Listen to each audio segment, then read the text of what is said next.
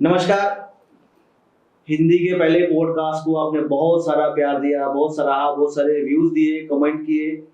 हमने आपके सारे कमेंट्स को ध्यान में रखते हुए एक नया पॉडकास्ट आपके लिए लेके आए हैं। फिर से हमारे साथ वास्तु एक्सपर्ट रविंदर रावत जी आज हमारे स्टूडियो में मौजूद हैं। मिलते हैं रविंदर रावत जी से और आज हम चर्चा करेंगे ज्योतिष और वास्तु। ज्योतिष और वास्तु आपस में किस तरह से जुड़े हुए हैं, इन पहलुओं पे हम लोग रावत जी से मिलेंगे। नमस्कार रावत जी। नमस्कार, दर्शकों को भी नमस्कार। कैसे हैं भाई साहब आप? बहुत बढ़िया, आपका और सारे दर्शकों का प्यार है, एकदम फर्स्ट क्लास। रावत जी, जैसे मैंने अभी बात करी कि हम लोग आज बात करेंगे ज्योतिष और वास्तु पे। तो जैसे अब इस समय में देख रहा हूँ कि वास्तु का चलन बहुत बढ़ता जा रहा है। बहुत सारे वास्तु एक्सपर्ट, बहुत सारे वास्तु शास्त्री आपको टीवी पे या उनके छोटे छोटे ऑफिस आपको हर जगह मिलने दिखते हैं। तो ऐसा क्या है कि एकदम से वास्तु का प्रभाव बढ़ना शुरू हो गया, लोगों ने वास्तु को अडॉप्ट करना शुरू कर दिया, ये क्या है? मतलब क्या चल रहा है ये? रजत जी, जैसे हम लोग एक गूगल में कुछ सर्च करते हैं ना, तो गूगल सजेशन हमें आती है। उसी तरह से हमारा जो ये पूरा ब्रह्मांड है वो हमें इसी तरह से सारी चीज़ों के लिए कनेक्ट करता है। जब हम ज्योतिष के बारे में बात करते हैं तो हमें लगता है कि सारी तरफ ज्योतिष ही ज्योतिष फैली हुई है। ऐसे ही हम जब वास्तु के बारे में बात करते हैं तो ये लगता है। होता ये है कि हमारा कॉन्शियस माइंड और सबकॉन्शियस माइंड जिस चीज़ को ढूंढ रहा होता है, हमें वो सारी चीज़ें ज़्यादातर हाईलाइट होकर नज़र आती हैं। ये एक ऐसे सब्जेक्ट हैं जो आदिकाल से चले आ रहे हैं और भविष्य में भी चलते रहेंगे। बस इनका रंग, रूप, प्रेजेंटेशन, जरूरत के हिसाब से उसमें चेंजेस ये आते रहेंगे। ठीक है। अब आज के समय पर जो हम लोग बात कर रहे हैं कि वास्तु थोड़ा सा ज़्यादा नज़र में आने लग गया है, हर जगह नज़र आने लग गया है, तो उसके पीछे हम लोगों की क्यूरियोसिटी है, हम लोगों की जो हम लोग अपने अंदर एक नॉलेज बांटना शुरू कर चुके हैं। क्योंकि यूट्यूब या ये पॉडकास्ट जितने भी ये सिस्टम हैं, इनके अंदर लोग जो अपनी एक्सपीरियंसेस थे लोगों के साथ शेयर कर रहे हैं और लोग उनको कनेक्ट कर पा रहे हैं। हम लोग अब पहले से वास्ट तरीके से लोगों तक पहुंच पा रहे हैं। तो लोगों की जो प्रॉब्लम है वो उसको कनेक्ट करते हैं और फिर उसकी रिसर्च शुरू करते हैं और फिर वो एक के बाद एक चेंज चलता है, व्यूज बढ़ते हैं और लोग उस सब्जेक्ट को देखना शुरू कर देते हैं। तो ऐसा इसलिए बार बार हमारे सामने वो चीज़ें उभर के आ जाती हैं। तो पहले भी इस बारे में बातचीत होती थी, लोगों की पहले भी ऐसी क्यूरियोसिटी होती थी, लेकिन पहले ये जनरल विषय नहीं हो पाता था। ये जब हमारी ज़रूरत होती थी तब हम उस पर बात करते थे। लेकिन आज के टाइम में नॉलेज मिल रही है तो लोग ग्रहण करने के लिए तैयार रहते हैं।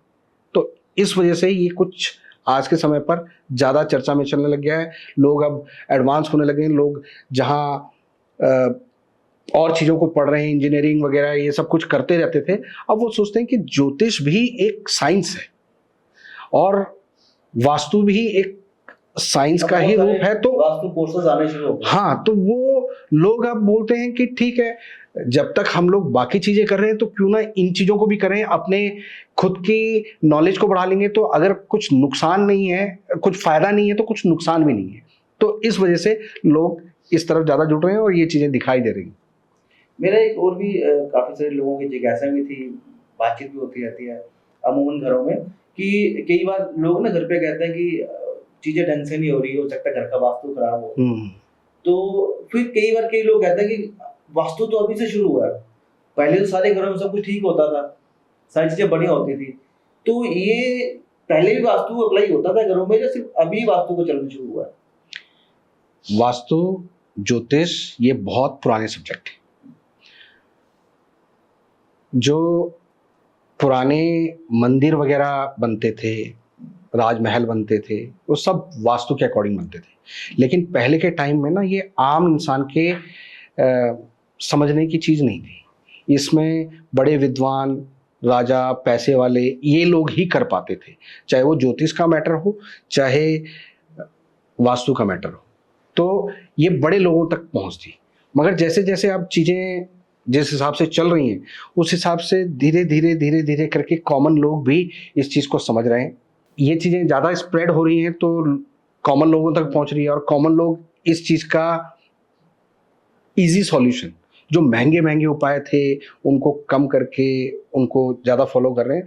तो आज के टाइम में पहले अगर 4 लोग उस पर बात करते थे, आज 40 लोग कर रहे हैं। तो इसलिए लगता है कि आज इस पर बात हो रही है, पहले नहीं होती थी, मगर ये शुरू से चला आ रहा है। राहुल जी, मेरे को ना बहुत सारे लोगों ने ये भी, मैंने रहता ही है कि मैं चर्चा करता रहता हूँ कि मैं इस विषय पर पॉडकास्ट करने जा रहा हूँ, तो बहुत सारे लोगों का ये प्रश्न था कि कभी भी हम लोग अपने लिए घर खरीदने जा रहे हैं या फिर अपना जगह खरीदने जा रहे हैं या फ्लैट लेने जा रहे हैं, तो ऐसी कौन सी मिट्टी को कैसे जांच करना चाहिए कि ये मिट्टी हमारे लिए अच्छी है कि नहीं, घर को कैसा देखना चाहिए, घर की डिरेक्शन कैसी होनी चाहिए, अगर घर नहीं ले पा रहे तो फ्लैट ले रहे हैं तो फ्लैट कैसा लेना चाहिए, इन तीनों में क्या अंतर है, इनके वास्तु में क्या अंतर है, तो ये थोड़ा ठीक है। देखिए रजत जी, ये जितने भी आपने सवाल पढ़े हैं ये अलग अलग विषय हैं, इनको एक ही सवाल ना मानकर हम अलग अलग पार्ट में डिवाइड करके बात करें तो वो ज़्यादा अच्छा है। सबसे पहले तो वास्तु और ज्योतिष ये हमसे कैसे जुड़े हुए हैं इसको समझना चाहिए। हम कहते हैं कि हमारा शरीर और हमारा मन, हमारा शरीर का जो मालिक है वो सूर्य से चलता है, आत्मा से चलता है। जब तक आत्मा है तब तक हमारा शरीर है, आत्मा निकलती है हमारा शरीर बेकार हो जाता है, यानी जो आत्मा का कारक है वो सूर्य है। ऐसे ही हमारी जो कुंडली होती है वो लगन बनती है, मतलब जब आप पैदा हुए तो उस समय कौन सा लगन था वो सूर्य के आधार पर बनता है, हर 2 घंटे में लगन चेंज होता है, ठीक है। तो मेन रूट वो है जन्म कुंडली। इसको इस तरह से भी मान सकते हो कि जैसे हमारे घर में पिता है ना, मेन रूट वही है, कॉज पिता को ही मेन माना जाता है। तो पिता के आधार पर हमारी कुंडली बनी, हमारा जन्म हुआ, हमारे शरीर का निर्माण हुआ। और मन जो है वो हमारी माता की तरह है। मन चंद्रमा से डिनोट होता है। चंद्रमा हमारी जन्म राशि को रिप्रेजेंट करती है, जन्म राशि हमारी भावनाओं को रिप्रेजेंट करती है। अब जहां सूर्य को पिता मान रहे थे हम, तो चंद्रमा को माता मान रहे हैं, ठीक है। अब इसको हमारे कॉन्शियस और सबकॉन्शियस माइंड से कनेक्ट करके देखते हैं। जो हमारा कॉन्शियस माइंड है, एक्टिव माइंड है, जैसे सूर्य प्रकाश आता है तो हमारा दिन चलता है, उसी तरह से हमारा कॉन्शियस माइंड एक्टिव होता है तो हम लोग प्रॉपर सिचुएशन के अकॉर्डिंग काम कर सकते हैं, कहाँ पर हमको क्या एक्शन लेना चाहिए वो कर सकते हैं। सबकॉन्शियस माइंड डिफॉल्ट में चलता है, यानी अभी मैं आपसे बात कर रहा हूँ, मेरा हाथ ये अपने आप हिल रहा है, ये हमारा सबकॉन्शियस माइंड करवा रहा है कि ऐसे पर मेरे को ये हाथ का रिएक्शन देना चाहिए। इसमें मैं कुछ कर नहीं रहा हूँ। आंखें पलक रहे हैं, हम बात कर रहे हैं तो आंखें पलक रहे हैं, गर्दन हिला रहे हैं, इसको हम कॉन्शियसली नहीं कर रहे हैं, ये सबकॉन्शियस कर रहा है। तो ऐसे ही हमारा वास्तु जो है ना वो हमारे सबकॉन्शियस माइंड पर गबन करता है, और जो कुंडली होती है हमारे कॉन्शियस माइंड पर गबन करती है। तो इन दोनों का तालमेल हम पर इफेक्ट डालता है। अब आपको एक वास्तु का मतलब है कि कोई वस्तु आपने कहीं पर रखी हुई है, वो अच्छी है कि खराब है, उसका क्या इफेक्ट पड़ेगा वो हम जानते हैं। अब हमारे सामने कैमरा लगा हुआ है, हमारे कॉन्शियस माइंड को मालूम है कि कैमरा लगा हुआ है, तो हम जो भी यहाँ पर एक्शन रिएक्शन करेंगे तो वो बहुत सोच समझ के करेंगे। और वही कैमरा ना हो तो हमारी बातचीत का अलग नजरिया होगा, अलग तरीका होगा। तो जब हम घर में कोई चीज रखते हैं और उसकी आदत पड़ जाती है कि ये चीज यहाँ पर है, तो हमारा सबकॉन्शियस माइंड उससे कनेक्ट हो जाता है। यानी हमारे सबकॉन्शियस माइंड को मैंने क्या बताया, चंद्रमा, मन, हमारे मन पर उसका इफेक्ट पड़ता है। तो हमारा घर का जैसा वास्तु होगा हमारा मन वैसा होगा, हमारा मन वैसा होगा तो हमारा कॉन्शियस माइंड उसके आधार पर एक्शन करेगा। यानी सबकॉन्शियस माइंड ने, जैसे मम्मी ने पापा को कहा और पापा ने फिर वो काम करवाया घर के लिए, तो ऐसे ही हमारा सबकॉन्शियस माइंड हमारे कॉन्शियस माइंड को आगाह करेगा और फिर जो कॉन्शियस माइंड है वो एक्शन करेगा।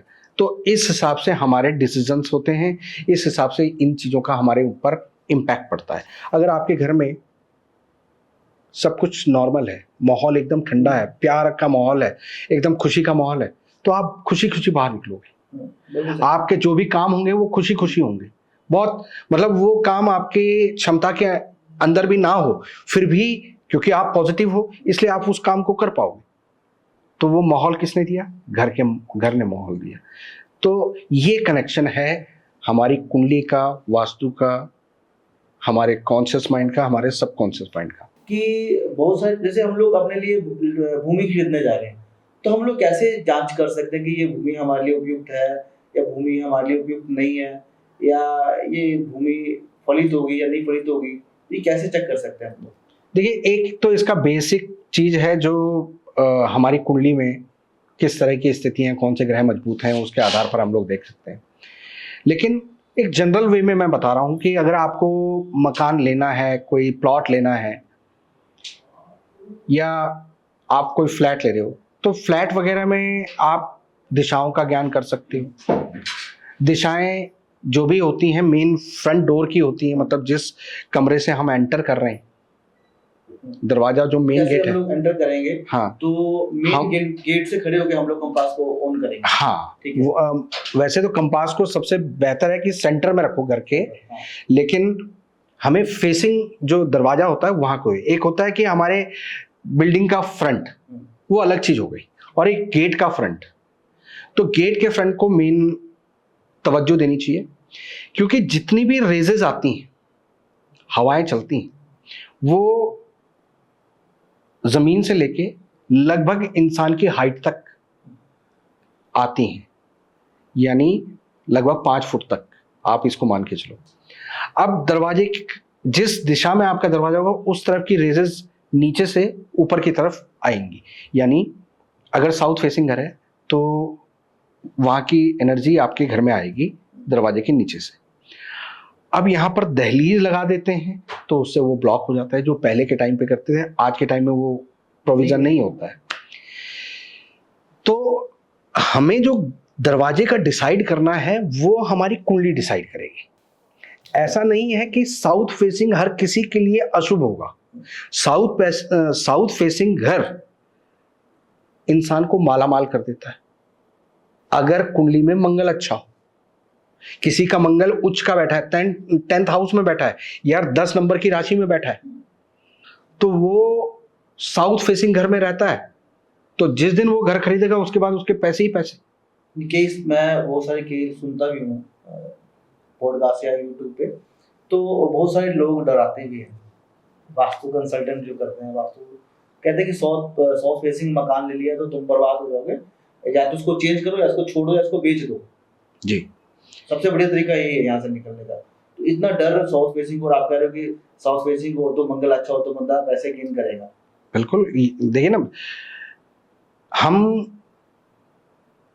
9 ग्रह को कनेक्ट करके चलते हैं ना हर चीज में, और 9 ग्रहों के हर ग्रह के एक देवता है, और देवताओं को हम अपने माता पिता के तौर पर मानते हैं। अब कौन से माता पिता अपने बच्चों का बुरा करना चाहेगा? हाँ, ये अलग बात है कि कोई गलती माँ बाप ने आपको करने के लिए मना करी थी, आपने कर दी, तो तब आपको थप्पड़ लग सकता है। तो वैसे ही ग्रहों का है। अगर आपकी कुंडली में मंगल की पोजीशन अच्छी नहीं है, मंगल बद बना हुआ है, मंगल खराब बैठा हुआ है, नीच का बैठा हुआ है, और आप साउथ फेसिंग कर ले रहे हो, तब आपको दंड मिलेगा, नहीं तो नहीं मिलेगा। ऐसे ही नॉर्थ ईस्ट दुनिया बोलती है बहुत अच्छा है, लेकिन अगर किसी का 4th हाउस डिस्टर्ब है, बृहस्पति चंद्रमा डिस्टर्ब है, तो वो नॉर्थ ईस्ट का घर भी लेंगे तो उनको परेशानी होगी। नॉर्थ ईस्ट का भी हाँ, और लाल किताब ये बताती है, हम लोग मैंने शॉर्ट्स बनाई हुई हैं, कई मेरे स्टूडेंट्स इस चीज़ को अच्छी तरह से जानते हैं, लाल किताब जिन्होंने पढ़ी है वो अच्छे से समझते हैं कि उत्तर का घर जो सबसे पॉजिटिव माना जाता है, वो घर भी किसी को नेगेटिव हो सकता है। अब मैं बताता हूं कि बुध के लिए कन्या राशि उच्च की बोली जाती है, वो उसकी अपनी राशि भी है और वहां पर वो उच्च का भी होता है। 6th हाउस काल पुरुष के हिसाब से कन्या राशि का बनता है जहां पर बुध उच्च का होता है। लेकिन अगर किसी की कुंडली में, मान लीजिए कि आपकी कुंडली में 6th हाउस में बुध बैठा हुआ है, आपके लिए वो बुध बहुत अच्छा है और बुध की दिशा बनती है उत्तर, लेकिन उत्तर दिशा वाला आपने घर ले लिया और आपकी बेटी है या बहन है जो अभी अनमैरिड है, तो उसके लिए बहुत कष्ट हो जाएगा। घर चूज करने से पहले दिशाओं को देखना पड़ेगा और किसी ने अपनी कुंडली के अकॉर्डिंग। तो हर किसी के लिए हर चीज सही या बुरी नहीं होती, कोई चीज आपके लिए अच्छी है तो हो सकता है वो मेरे लिए खराब हो, तो ये चीजें हमें ध्यान रखनी चाहिए। सर मेरे को एक चीज और बताइए कि जैसे आपने बुध का बता दिया कि बुध केवल उच्च राशि में होता है, तो ऐसे इस स्पेसिंग का मकान बंदे को नहीं लेना चाहिए। तो ऐसी हर दिशा में ऐसे कौन से ग्रह अच्छे हों या कौन से नंबर का ग्रह लेना चाहिए? तो आजकल मैं देखता हूँ कि बहुत सारे लोग ना घर के नंबर भी देखते हैं, 1 नंबर का मकान, 2 नंबर का मकान, इससे कोई प्रभाव पड़ता है क्या या फिर ये ऐसे फॉर्मेलिटी है? नहीं, देखिए प्रभाव तो हर चीज का पड़ता है। बेस्ट टू बेस्ट हम लोग ये कर सकते हैं कि जितनी चीजें हमारे अकॉर्डिंग हो पाती हैं हमें वो करनी चाहिए, ज्यादा वहमों में नहीं पड़ना चाहिए। लेकिन जैसे नंबर की हम बात करें तो नंबर हमारे लिए एक जैसे हमारा पहचान क्या है, हमारा नाम नाम से आपको कोई पहचान सकता है, ऐसे ही नंबर से हमारे घर को वो पहचान है। तो वो अगर हमारी डेट ऑफ बर्थ के अकॉर्डिंग कहीं पर पॉजिटिव हो तो वो हमें देख लेना चाहिए। मगर हमारे घर में तो 4 मेंबर हैं, 6 मेंबर हैं, ठीक है। तो यहाँ पर ऐसे में जो एक्सपर्ट्स होते हैं वो आपको यही सजेस्ट करते हैं कि आपके लिए कौन सा बेस्ट है, ठीक है। जनरली क्या होता है कि एक परिवार में जब 4 लोग रहते हैं तो उनके कुछ ना कुछ सिम्टम्स एक जैसे होते हैं, यानी कुछ ना कुछ ग्रहों का आपस में कनेक्शन होता है, वो कॉमन उनका एक प्लैनेट सही मिल जाता है। उस प्लैनेट के अकॉर्डिंग वो मकान ले लें या वो नंबर पहले निकाल लें और उसके अकॉर्डिंग मकान ले लें तो उस सबके लिए ठीक हो जाएगा। इंडिविजुअल का देखना प्रैक्टिकली पॉसिबल नहीं है और इस चक्कर में कई लोग वहम में पड़ जाते हैं, मकान ही नहीं ले पाते, और उसके बाद अगर मकान ले भी लेते हैं तो हर छोटी चीज़ को कनेक्ट करके देखते हैं और फिर उस मकान में खुशहाल नहीं रह पाते। तो इतना ज़्यादा चक्करों में नहीं पड़ना चाहिए। मोटा माटी अगर आप अपने कुंडली में ग्रहों को देख लेते हैं, जैसे अभी मैंने बताया कि बुध 6 में हो तो उत्तर दिशा का मकान नहीं लेना चाहिए, लेकिन किनको, जिनकी बेटी या बहन अभी मैरिड नहीं है, ठीक है। तो अगर किसी के घर में भाई हैं, बहन का चक्कर ही नहीं है और उनके घर में बेटी हुई नहीं है, तो उनके लिए इसका कोई मैटर होता ही नहीं, वो ले सकते हैं। ऐसे ही अगर शनि या राहु 1st हाउस में या 5th हाउस में, 1st हाउस सूर्य का होता है उच्च का और 5th हाउस सूर्य का अपना घर होता है। अब यहाँ पर शनि या राहु जो कि सूर्य के परम शत्रु हैं, ये यहाँ पर बैठे हो तो ईस्ट का मकान नहीं लेना चाहिए, ईस्ट फेसिंग यानी ईस्ट एंट्रेंस वाला घर नहीं लेना चाहिए।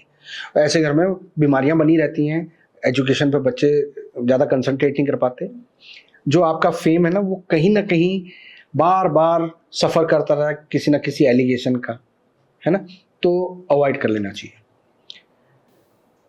अगर मंगल बद बनता है, मंगल बद बहुत तरीके से बनता है, मेरी चैनल पर वीडियो भी हैं तो वो देख सकते हैं मंगल बद के, क्योंकि यहाँ पर करेंगे तो बहुत लंबा हो जाएगा।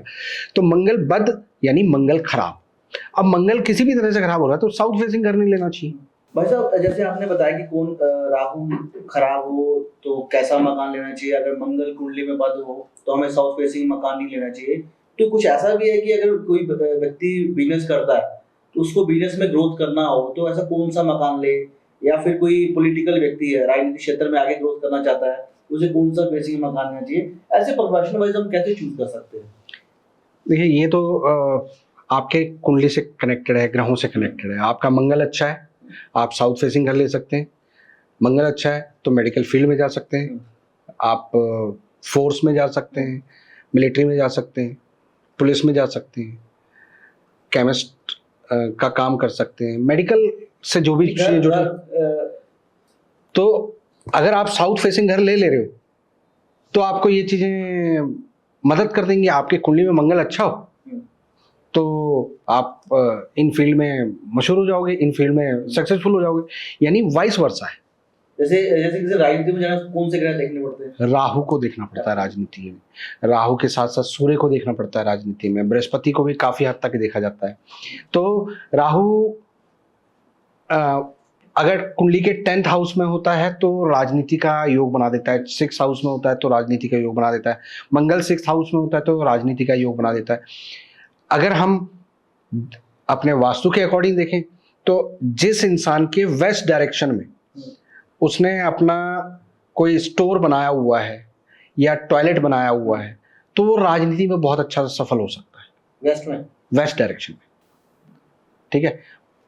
मगर अब वो ये भी डिमांड करे कि उसके काम बार बार ना चेंज हों तो वो पॉसिबल नहीं है, क्योंकि राहु का काम है बदलाव पैदा करते हैं। अब या तो वो काम बदलाव वाला कर ले, अब राजनीति में तो 5 साल की सरकार है, फिर चेंज होना है, फिर 5 साल की सरकार है, ऐसे चलता है, तो वहां के लिए वो राहु ठीक है। लेकिन अगर कोई और चीज में काम करना चाह रहा है, स्टेबल काम करना चाह रहा है, तो उसके लिए वो दिशा गड़बड़ हो जाती है।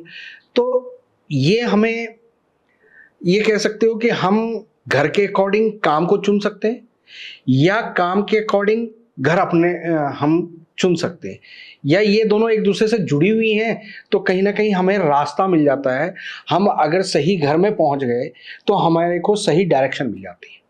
तो ये कुल मिला के कहने का मतलब ये है कि आप जब अपने कॉन्शियस माइंड को और सबकॉन्शियस माइंड को बैलेंस कर लेते हो, यानी वास्तु को और कुंडली को बैलेंस कर लेते हो, तो ग्रह आपकी किस्मत को आगे ले जाते हैं। इसलिए इन दोनों का बराबर महत्व होता है, इसलिए ये आज के टाइम पर बहुत ज्यादा लोग फॉलो कर रहे हैं इस चीज। मुझे याद है कि लास्ट टाइम भी आप जब ऑफिस में आपका विजिट हुआ तो आपने कहा था कि ये आपका तो ऑफिस रखना है या छोड़ना है तो आपने काफी चीजें चेंज करवाई। जी जी जी जी।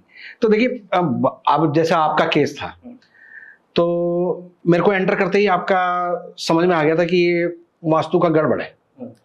अब मैंने आपसे पूछा कि आपको इस ऑफिस को रखना है या छोड़ना है, आपने बोला कि मेरे को छोड़ना है। तो मेरे को अपना माइंड उस हिसाब से चलाना था कि कौन सी चीज है कि आपको वो यहां से हटने नहीं दे रही, तो उस पर फोकस करना है। अब आपका डिमांड है कि नहीं मेरे को यहीं पर रहना है और यहीं पर अपने काम को बढ़ाना है, तो फिर मैं ये देखूंगा कि कौन सी ऐसी चीज है जो आपको यहां से भगा सकती है, पहले उसको ठीक करना है, उसको हटाना है। दूसरा कि कौन सी ऐसी चीज है जो आपके सक्सेस में अटकाव डाल रही है, तो उसको बैलेंस करना है। जैसे हम लोग कुंडली में करते हैं वैसे हम मुझे वो पूरा याद है कि आपने कहा था कि तुम्हारा जो एंट्रेंस गेट है ये तो वेस्टिंग डस्टबिन की जगह है जी, तो यहाँ पे तो कुछ अर्निंग हो ही नहीं सकता। जी जी। तो सही था कि मैंने पिछले 1 साल से कुछ अर्निंग किया था। हाँ। तो फिर आपने कहा था कि इसके डॉक्यूमेंट लेके आओ, फलानी जगह पर रखो, इस दिशा में उसके ऊपर वेट डालो तो तुम्हारा ऑफिस खाली हो जाएगा। जी जी। तो वैसा ही हमने किया और उसका रिजल्ट। हाँ, तो रजत जी वही चीज होती है, जैसे आपने अपना ये केस रख कर बड़ा अच्छा एग्जांपल वो बताया है, तो यहाँ से मैं बताता हूँ आपको कि जो आपका गेट, जैसे आप बोल रहे हो कि मैंने बताया कि ये वेस्ट वाली जगह है, तो वेस्ट इज वेस्ट, ठीक है, वेस्ट डायरेक्शन में रहा होगा, नॉर्थ वेस्ट की तरफ रहा होगा, नॉर्थ वेस्ट था, तो नॉर्थ वेस्ट ड्रेनेज का होता है, ठीक है। अब वहां पर कोई भी आएगा, कोई भी व्यक्ति वहां से एंटर करेगा तो वो ड्रेनेज की तरफ से आएगा, मतलब वो सब कुछ निकाल देगा, उसने त्याग देना है, वेस्ट कर देना है। तो आपका एम्प्लॉय आएगा, वो आपके पैसे टाइम वेस्ट करेगा, आपका जो क्लाइंट आएगा वो भी वैसी ही सोच लेके आएगा। इवन आप भी उस एंटर से जब उस जगह से एंट्री करोगे तो आपके भी चीज़ें ऐसी होंगी, आपका माइंड, आपकी सोच ऐसी हो जाएगी कि आप ज़्यादातर चीज़ों को वेस्ट करोगे। यानी आप वहाँ पर बैठोगे, अपने 2 घंटे में जो आप काम कर सकते हो वो 5 घंटे में वेस्ट करके चले जाओगे, 10 मिनट मुश्किल से सही काम कर पाओगे, बाकी वेस्ट कर दोगे। तो इस तरह से वो फिर आपका चीज़ें होती हैं। हमारा जो हम जिस जगह पे रहते हैं वो जगह हमारे लिए बहुत इंपॉर्टेंट होती है, क्योंकि उसी तरह का हमारा माहौल पैदा होता है, हमारे विचार बनते हैं। अब हम वेस्ट वाली जगह पे रहते हैं तो हमारा पहली बात तो वहां रहने का मन नहीं करेगा, बिल्कुल। दूसरी बात वहां पर जो भी हमारा मेहनत हो रही है वो ज़्यादातर वेस्ट में जाएगी, तो हमारे अंदर एक क्रेज पैदा नहीं होगा, एक एनर्जी पैदा नहीं होगी और पॉजिटिविटी पैदा नहीं होगी। तो वो चीज़ें हमने वास्तु के अकॉर्डिंग जानी और उसको चेंज करवाया। अब आप उसको छोड़ना चाहते थे तो मैंने आपको कहा कि आप उसके डॉक्यूमेंट लाओ, और ऐसी जगह पे जहाँ से वो चीज़ टिकती ही नहीं है वहाँ पर मैंने वो आपको रखवा दी, सिर्फ डॉक्यूमेंट रखवाया। 15 दिन के अंदर अंदर ऑफिस खाली हो गया। तो उसका कारण क्या है? क्योंकि उसकी वो जगह, वहाँ पर जो भी चीज़ रखी जाएगी वो चलायमान हो जाएगी, वो ड्रेन हो जाएगी। तो आपके वो पेपर रखे, आप खाली करना चाहते थे, वो आपकी पूरी होगी। अब वही अगर मान लो कोई रहना चाहता वहाँ पर, वो बोलता है कि मेरे को यहाँ पर टिकना है, लेकिन उसने अपने पेपर अनजाने में वहाँ पर रख दिए, तो परेशान हो जाएगा। उसको 2 दिन बाद लैंडलॉर्ड आकर बोलने लगेगा कि खाली करो, उसके हालात कुछ ऐसे हो जाएंगे कि वो बोलेगा खाली करो। तो ये चीज़ें हमें देखनी होती हैं कि आपकी रिक्वायरमेंट क्या है, और दूसरा कि जो आपके क्वेश्चंस को लेकर जो हम लोग रिक्वायरमेंट को समझते हैं, उसका सोर्स हमने कहाँ पर रखा हुआ, किस वजह से वो खराब हो रहा है, या किस चीज़ से हम उसको चेंजेस ला सकते हैं, वो पढ़ना होता है। इसलिए हम लोग कभी भी तोड़फोड़ नहीं करते। मैं तोड़-फोड़ से मेरे दिमाग में आया कि मैं कई लोगों से बात करता हूँ कि वास्तु से मैंने अपने ऑफिस का किया, तो उनका कहना था कि यार वास्तु बड़ा महँगा है, मतलब वास्तु तोड़-फोड़ के चक्करों में कौन पड़ेगा? वास्तु वाले कहते हैं कि किचन चेंज कर दो, टॉयलेट चेंज कर दो, तो इतनी मेहनत और इतना पैसा लगा के जब इंसान बनाता है, तो तोड़-फोड़ से डरता है। मेरी बहुत सारे लोगों से बात हुई थी, वो कहते हैं कि नहीं, वास्तु में नहीं पड़ना, तोड़-फोड़ बहुत करवाते हैं। देखो, ये तो हमारे प्रोफेशन का एक कमज़ोरी कह लो, नेगेटिव पॉइंट कह लो, कि चीज़ों को ना, अगर कोई चीज़ समझ में नहीं आ रही तो उसको तोड़ दो। और आज का टाइम, आज देखो हर चीज़ में ना कुछ इंसान नई रिसर्च करता है। जैसे जैसे समय बीतता है लोग उसके नए नए हल निकालते हैं। आज आप देखो ना, टीवी, पहले के टाइम पे इतना बड़ा टीवी हम यूज़ करते थे, आज स्लिक सा पतला सा टीवी यूज़ करते हैं। पहले हम कहाँ वो हाथ वाले मोबाइल करते थे, आज 5G वगैरह सब यूज़ कर रहे हैं। कहाँ से कहाँ टेक्नोलॉजी कहाँ पहुँच गई। तो ऐसे ही वास्तु में भी बहुत सारी टेक्नोलॉजी पहुँच गई। बिना तोड़ फोड़ के, केवल आपकी रिक्वायरमेंट को समझ के, आपकी कुंडली के ग्रहों को समझ के चीज़ों को बैलेंस किया जा सकता है। एक चीज़ भी तोड़नी फोड़नी नहीं पड़ेगी। थोड़ी सी जगह की प्लेसमेंट इधर से उधर हो सकती है, जिसमें मेरे को नहीं लगता कि किसी को प्रॉब्लम होगी, क्योंकि आपकी चीज़ इधर की बजाय इधर रख दी, आपको अच्छा नहीं लग रहा, ठीक है, और वहीं रख देना, नुकसान तो नहीं है, जेब से पैसा तो नहीं लगाना पड़ेगा। बिना तोड़ फोड़ के सब कुछ हो सकता है, वास्तु मैनेज कर सकते हैं। बिल्कुल।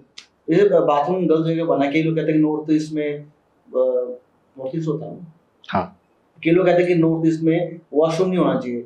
अगर किसी ने नॉर्थ ईस्ट में अपना वॉशरूम बना दिया तो उसको कैसे?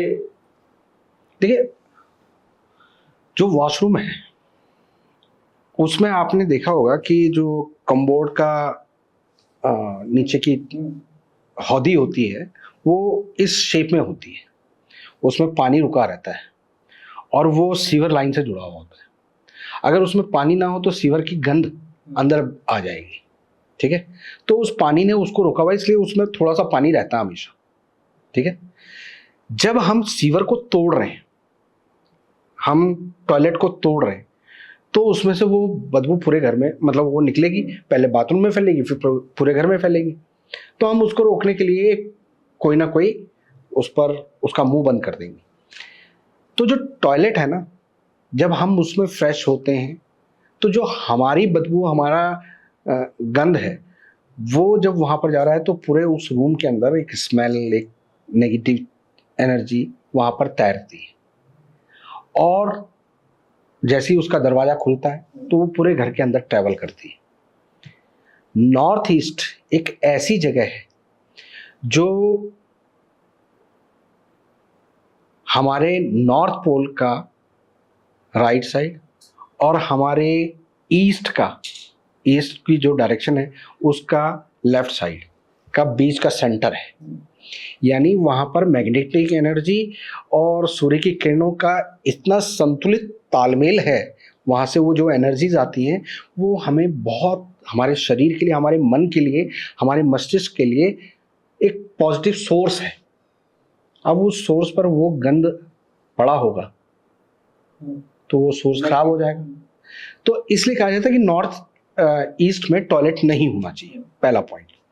मगर कई जगह पर आपकी बाउंडेशन होती है कि आप को जो घर मिल रहा है हर तरह से सब कुछ ठीक है, बस वहां पर फ्लैट में तो कोई ऑप्शन नहीं है आपके पास, या आपके बड़े बुजुर्गों ने पहले बना दिया था, आप कुछ नहीं कर सकते। तो उससे सबसे ज्यादा जो इम्पैक्ट पड़ता है वो बड़े बुजुर्गों को ही पड़ता है। दूसरा, बच्चों की एजुकेशन पर पड़ता है। तीसरा, जो घर में एक हम बरकत की बात करते हैं ना, वो कहीं ना कहीं इफेक्ट में रहती है, बरकत खराब हो जाती है। उस घर में पैसा कमा तो लेते हैं लेकिन वो पैसा कभी दवाइयों में लग जाता है, कभी किसी झगड़े में लग जाता है, कभी पेनल्टी में लग जाता है। तो ऐसी चीजें होती हैं। अब इस चीज को रोकने का क्या तरीका है? सबसे पहले उस जगह की जो हवा है, एनर्जी है, उसको हमें बाहर निकालना है।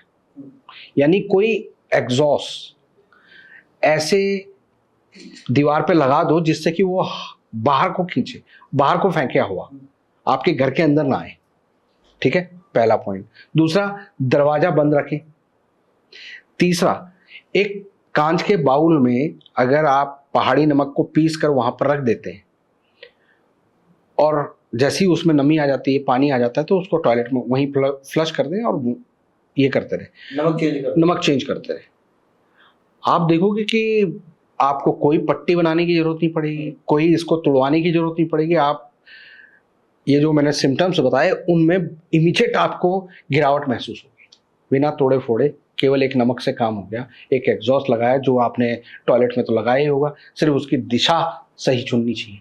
और अगर किचन गलत डायरेक्शन में चल जाए, किचन गलत डायरेक्शन में चले जाए, किचन के लिए भी ये है कि किचन को पानी की जगह पे नहीं होना चाहिए, पानी यानी नॉर्थ डायरेक्शन में नहीं होना चाहिए। अगर किचन बाकी जगहों पे है तो उसका वास्तु किया जा सकता है। अगर आपके वेस्ट डायरेक्शन में किचन बनी है, अगर नॉर्थ में चली जाए तो, नॉर्थ में चली जाए तो उसको बैलेंस करना पड़ता है। नॉर्थ में आपने किचन बना दिया, यानी जल तत्व में आपने किचन बना दिया, तो जो जल की जगह थी वहां पर आपने आग लगा दी, तो जल को भी तो कहीं पर डालना पड़ेगा। तो जल को अग्नि की जगह पे ले जाए, ये एक दूसरे के जगह पे बैठ जाएंगे। जैसे कि आप मेरे दुश्मन और मैं आपका दुश्मन। आप मेरे घर में चले गए और मेरे बच्चों पर बंदूक तान कर मुझे फोन करते हो कि मेरा ये काम कर दो। इधर से मैं भी बोलता हूँ कि मैं भी तुम्हारे घर पे आ रखा हूँ और मैंने तुम्हारे बच्चे किडनैप कर रखे। तो हम दोनों को कॉम्प्रोमाइज करना पड़ेगा, है ना। तो यही चीज है कि जब एक अपोजिट में बैठा हुआ है तो उस जो जिसके उसमें बैठा है उसको उस जगह प्लेस करके आप बैलेंस कर सकते हैं। तो उसको कैसे प्लेस करना है? अगली तत्व को किचन यहाँ पर बना दिया, एक पानी का घड़ा लो, साउथ ईस्ट की डायरेक्शन में रख दो। अब कई लोग बोलेंगे कि साउथ ईस्ट में पानी नहीं रखा जाता, लेकिन वो जनरल केस में नहीं किया जाता। मगर इस केस में जहाँ पर किचन नॉर्थ में बन गई वहां पर बैलेंस करने के लिए तो करना पड़ेगा ना। तो वो सिचुएशन टू सिचुएशन देखना पड़ता है। तो जैसे बहुत सारे थे कि सोते समय सिर किस तरफ होना चाहिए, कौन सी दिशा में होना चाहिए, तो ये भी मैटर करता है। इसका तो मैग्नेटिक फील्ड का पूरा कनेक्शन है। हमारे अर्थ के नॉर्थ पोल में नॉर्थ है, हमारे सर के नॉर्थ पोल हमारा सर बनता है, ठीक है। ऐसे हमारे पैरों में साउथ पोल है और अर्थ के साउथ में साउथ पोल आता है। ये बिल्कुल उस तरह से जैसे आपने एक चुंबक की छड़ ले रखी है, नॉर्थ और साउथ, जब उसको आप तोड़ देते हो तो नॉर्थ साउथ बन गया और नॉर्थ साउथ बन गया। नॉर्थ को नॉर्थ से जोड़ोगे तो नहीं जुड़ता, उसको अपोजिट डायरेक्शन में करना पड़ता है। ऐसे ही हम एक टुकड़ा है नॉर्थ पोल और साउथ पोल का, और हमारा अर्थ नॉर्थ पोल साउथ पोल, उसके अपोजिट हमको सोना पड़ता है। तो जब हम उस तरह से सोते हैं तो ठीक होता है। आपने देखा होगा हमारे ना पूर्वजों ने ना हर चीज में विज्ञान को शामिल किया हुआ है, बस हमको समझने की जरूरत है। जब भी कोई इंसान जीता है तो उसे बोला जाता है कि साउथ की तरफ सर करके सो। और जब इंसान मरता है ना, तो डेड बॉडी का सर नॉर्थ की तरफ रखा जाता है, तब साउथ की तरफ नहीं रखा जाता। क्योंकि अगर साउथ की तरफ रखा तो वो मैग्नेटिक फील्ड उसकी बॉडी में हरकत पैदा कर देगी। वैसे तो हम लोग जनरली कहते हैं ना कि नॉर्थ की तरफ सर रखते हैं, पैर साउथ की तरफ रखते हैं, साउथ यमराज के, तो बॉडी हरकत में शुरू हो जाएगी। हाँ, साउथ की तरफ पैर रख रहे हैं तो साउथ यम की जगह है, यमराज की जगह है, तो वहाँ को चले गए। वो तो समझाने के लिए कहा गया, एक मैथोलॉजिकल वो कहानी बनाने की कोशिश की, मगर साइंटिफिक ये है कि नॉर्थ की तरफ अगर आप सर रखते हो तो आपकी बॉडी में कोई हरकत नहीं होगी। अगर आप साउथ की तरफ रखते हो तो हरकत आएगी, क्योंकि उस समय बॉडी डेड हो चुकी है। अब वो जो मैग्नेटिक फील्ड है वो खत्म हो चुका है।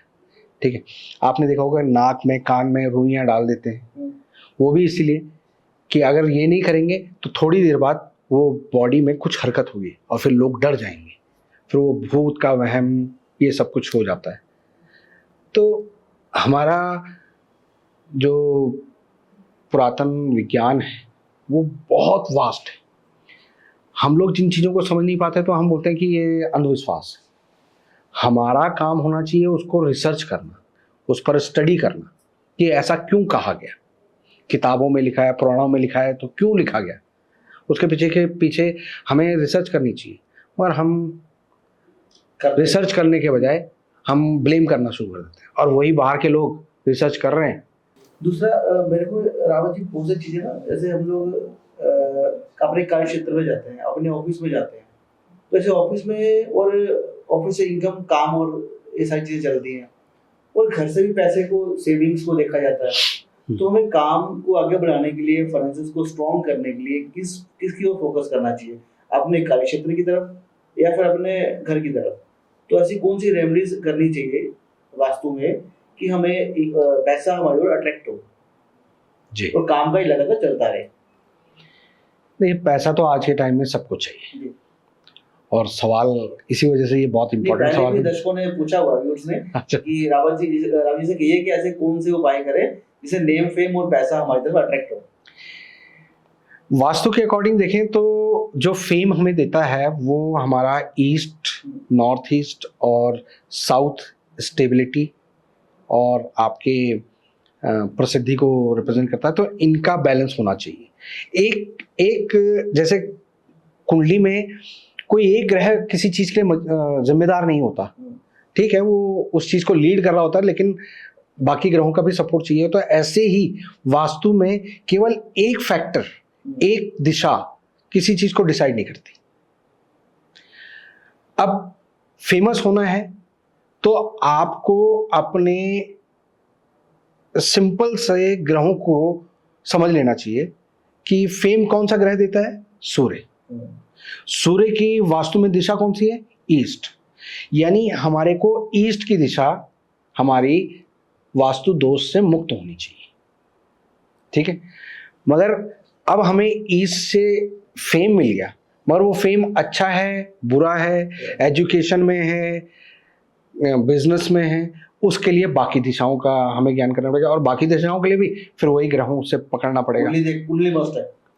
हम तो जब भी वास्तु करते हैं तो हमारे पास कुंडली और वास्तु, इन मतलब आपका जो लेआउट है, उन दोनों का कॉम्बिनेशन बनाते हुए कर पाते हैं, तब ज्यादा अच्छे रिजल्ट मिलते हैं। कुंडली सिर्फ घर के एक मेंबर की होती है, और किसी घर पे 6 मेंबर है, 4 मेंबर है, तो उन सबकी कुंडली चाहिए होती है। जो मेन लीडिंग पर्सन है उसकी मेन कुंडली होती है।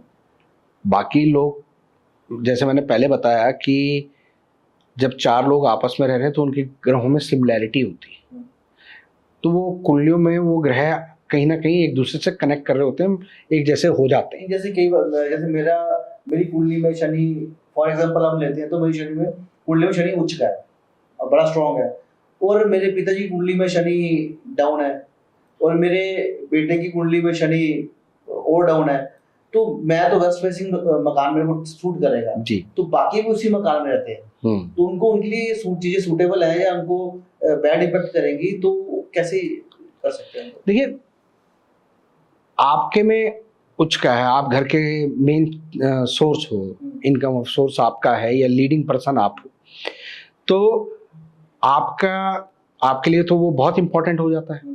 आपके अकॉर्डिंग हमने देखा। अब बाकियों में देखा कि उनका वो शनि एकदम नेगेटिव नहीं होना चाहिए। अगर नेगेटिव है तो हम उसको बैलेंस करने की कोशिश करेंगे उपायों के जरिए। मगर मोस्ट ऑफ घर में जो मेंबर मिलते हैं, अब जैसे आपने कहा कि पापा का ठीक है, उच्च का नहीं है मगर नीच का भी तो नहीं है, बेटे का कमजोर है लेकिन खराब तो नहीं है, तो कमजोर को मजबूत किया जा सकता है। नीच का जो नहीं है उसको अपना दोस्त बनाया जा सकता है, मगर जो खराब है या जो नीच का है उसको नहीं बदला जा सकता। तो वो बहुत रेयर होते हैं, और जब ऐसे घर में वो होते हैं तो उस घर में या उसकी कुंडली में ही वो ऐसा टॉपिक बन के आ जाता है या ऐसा इशू बन के आ जाता है कि कल को उस बंदे ने उस घर से दूर चला जाना है, उस मेंबर ने घर से दूर चला जाना है, उसने कहीं और रह लेना है, कोई विदेश चला गया, कोई कॉलेज पढ़ने के लिए कहीं चला गया, शादी के बाद वो अलग हो गया, ऐसी वाली सिचुएशन आ जाती है। तो ये चीजें होती हैं, कनेक्टेड होते हैं। तो हम लोग कुछ ऐसे वास्तु टिप्स कोई ऐसे होंगे जिसमें सबके लिए अप्लाई होते हो, उसमें कुंडली देखने की जरूरत ना पड़ती हो, उसमें ग्रह देखने की जरूरत ना पड़ती हो? जी बिल्कुल। देखिए, वास्तु का मतलब ही ये है कि हमें पंच तत्वों को बैलेंस करना है, और पंच तत्व हमारे पास हमारे मंदिरों में बड़े आसानी से उसका उदाहरण मिल जाता है। पृथ्वी तत्व, मंदिरों में जो पत्थर जो मूर्तियां बनती हैं वो पत्थर की बनती थी। आज के टाइम में तो पीओपी की बनती हैं, नकली बनती हैं, कब्जे वाले मंदिर होते हैं। लेकिन जो जितने भी पौराणिक मंदिर देखोगे आप, जिनमें मान्यताएं हैं, वो सब पत्थर की शिला होती है वहां पर, तो वो पृथ्वी तत्व को रिप्रेजेंट करती है। फिर आकाश तत्व, उसके लिए स्पेस दिया जाता है उसके चारों तरफ परिक्रमा करने की, वो आकाश तत्व हो जाता है। वायु तत्व, उसके लिए खिड़कियां, रोशनदान बनाए जाते हैं। अग्नि और जल की जो तत्व हैं उसको करने के लिए अग्नि के लिए जोत जलाई जाती थी, और जल के लिए, वरुण देव के लिए वो कलश रखा जाता है। तो पांच तत्व वहां पर बैलेंस कर दिए। आप मंदिर में जाते हो, आपने देखा होगा कि जो पीस आपको घर में नहीं मिल रहा वो पीस वहां पर मिल जाता है ना। और उन चीजों को, उस पीस को प्रिजर्व करने के लिए उन्होंने वहां पर पिरामिड बना दिया। आप किसी भी धर्म स्थान को देख लो, कब्जे वालों की बात नहीं कर रहा हूं जो आज के टाइम में बिना लॉजिक के कर रहे हैं, जितने भी समझदार लोगों ने बनाए, पुराने लोगों ने बनाए, चाहे मस्जिद हो चाहे गुरुद्वारा हो। आज का वास्तु पॉडकास्ट अगर आपको अच्छा लगे तो हमारी इस वीडियो को लाइक और शेयर जरूर करिएगा। धन्यवाद। नमस्कार।